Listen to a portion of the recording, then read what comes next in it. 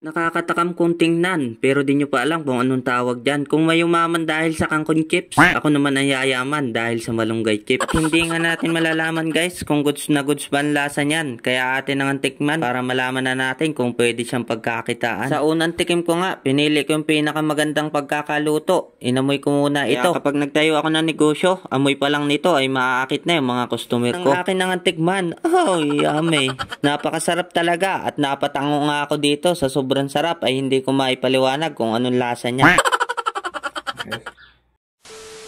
Sa mga oras na to guys, ako ay tulog pa. Katanghalian tapat, ako ay nangangarap. Ako daw ay isang negosyanteng mayaman at ang kangkong chips ang aking kalaban. Kaya dali-dali na nga akong ginising ni Lisa at agad na rin nga akong naligo. Kasi nagkaroon ako ng idea para yumaman. Tapos nga ng ilang minuto, lumabas na ako ng CR. Siyempre, mabango na ako dyan. Kaya mabilisan na nga ako guys nagbihis para tuparin na nga agad yung ating nasa panaginip. Ito nga pala guys ang aking bintana. Yan ang aking ginagawang salamin kasi gwapo ako dyan kahit medyo madilim. Tapos ko nga magsuklay ay pumunta na agad ako dito sa palikuran ng aming bahay para kumuha ng pangunahing sangkap na malunggay. Bawat dahon nga pala ay aking iniingatan, sinisiguro ko na hindi magkakadamage yan para pag nilabas na yung produkto ko ay hindi mapupulaan. Tapos kung makompleto yung mga kailangan kong dahon ay isunod na natin yung ikalawang hakbang. At naghanda nga ako dito ng dalawang malinis na plato para siguradong malinis yung ating produkto. Dahil yan ang paglalagyan ng hinimay kong malunggay. Bago ko nga pala guys simulan ang paghihimay, nag-face mask muna ako dyan para kung sakaling tumalsik ang kulangot ko ay hindi mahaluan. Kapag himay nga pala, gumamit ako ng gunting at bawat sanga nito ay ginugupit ko. Medyo mahirap lang talaga yung proseso. Pero dahil nga ito ang dahilan sa pagyaman ko sa panaginip ko ay agad ko nang susubukan. Ako ay nagbabaka sakali lang, malay mo naman, dito ako mabuang. Bawat sanga nga palang ginugupit ko ay sinusuri kong mabuti. Kapag nga may nakikita akong uod at bulate, yun ang pinipili ko kasi yun ang mas importante. Pagkatapos kong mahimay ang lahat ng malunggay, itlog lang na ingredients ang pinakita ko dyan. Crispy nating sausawan, hindi ko na pinakita dyan. Baka gayahan nyo pa, naudlot pa ang aking pagyaman. Bago natin tapusin yan, inupakan muna namin tong pansit na galing sa aming kapitbahay na napakabait. Inutusan ko kasi si Lisa para bumili ng merienda. Pero pagbalik niya, pansit ang kanyang daladala. Maraming salamat sa napakasarap na pansit. Dahil sa araw na to, kami ay nakapag-food trip. Tapos kung kumain, nakaready na rin dito yung aking lulutuin. Kung nga palang gagawin, isasawsaw ko dito sa itlog na binasag. Para yung ingredients natin pang pa-crispy ay dumikit dyan. Agad ko na nga itong isinalang dito sa napakainit na mantika.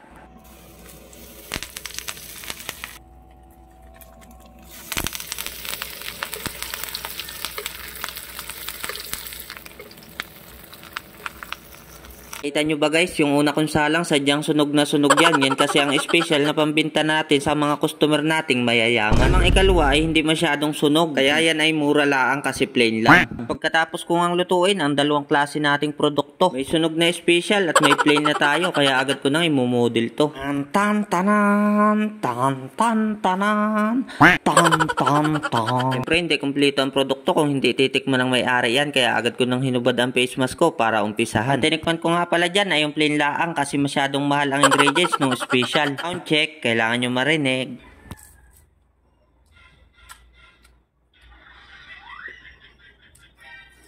O diba napaka-crunchy niya, yung plain palaang yan, lalo na yung special na sunog pa. Kaya lang bago mo matikman yun, kailangan mo maghanda ng malaking pera. Agad ko na rin itong pinatikman dito sa aking baby loves na si Lisa. Punta mo, parang wala nang bukas kung umanga. Pagkain na negosyo ang itatayo ko, sigurado loging-logi ako dito. Dahil tikim pa lamang ni Lisa, ay pagkain na ng 5. Tapos nga ni Lisa tikman, ay pinatikim ko naman dito sa dalawa kong anak na pihikan. At ang inupakan nga ni Rins dyan ay yung pang special. Nagang napailing siya sa sobrang sarap niyan. Tingnan yung kamay niya, napa-okay pa talaga dyan. Siyempre, sinubukan ko din dito sa bunso ko kung kanya rin magugustuhan. Oo nga pala, sa mga gustong umorder dyan, marami pa ditong tira, mag-comment ka na lang. Ilagay mo na rin kung special o plain lamang. Dito na lang pala ang aming video. Sana matulungan nyo kaming ma-share at ma-like ito. At kung hindi ka pa nakapag-follow sa aming page, paki-follow naman. See you next video mga bro.